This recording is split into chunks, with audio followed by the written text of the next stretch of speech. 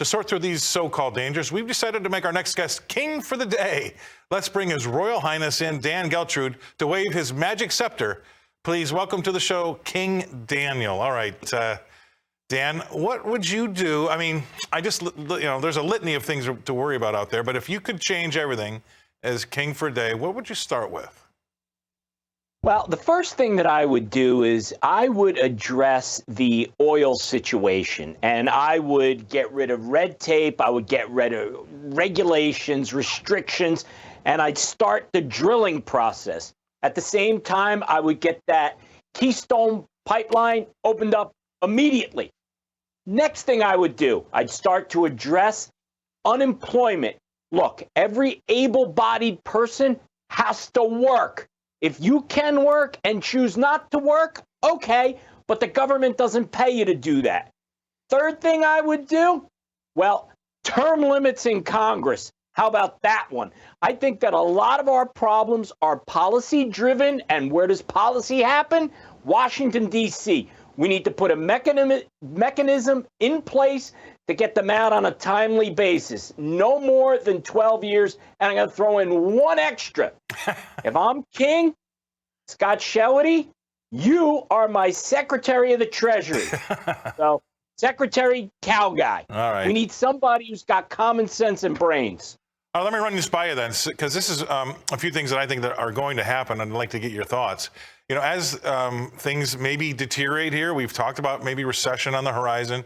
That might make the government do some weird stuff. Universal basic income could be one of them, right? These other things that they start putting us all on the dole and they buy. What the biggest problem with it for me, Dan, is that they purchase the hopes and dreams of these young people for $50,000 a year for the rest of their lives.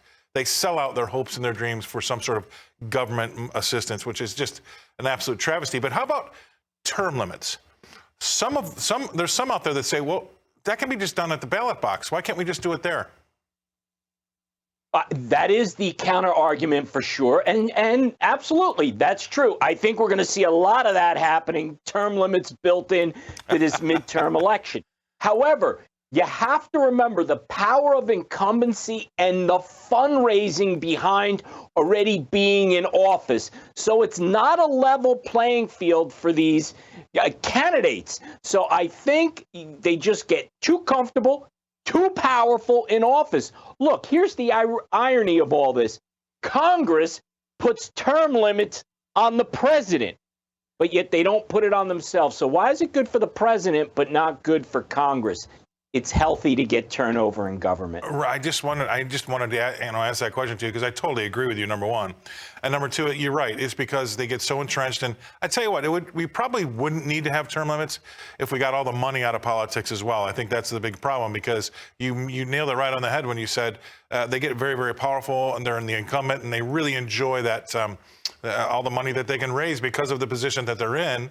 That it's very, very difficult to vote out an incumbent nowadays, especially now that we've seen such a dichotomy between, say, the left and the right when it comes to the aisle. So I think that's really key. All right, so quickly, recession, what are your thoughts there? I mean, we know what the Fed's going to do this week, but I'd like to know how dire you think things could get, or maybe they're not.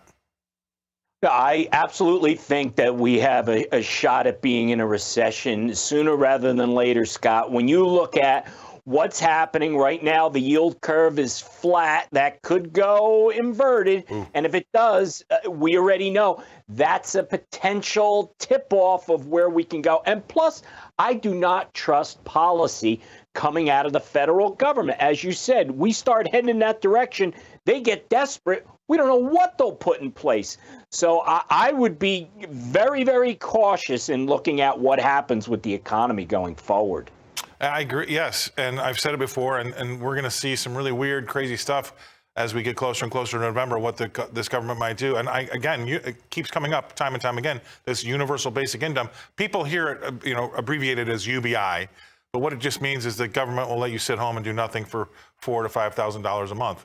And that's just not the America that I grew up in. And it just makes me sick that people really would sell their hopes and their dreams for that little amount of money, because at some point in time, you're going to want to kind of, do something very good in your life. You don't want to sit around and just take the cheese, because then you have to do what they tell you to do, right? And that's the problem with that.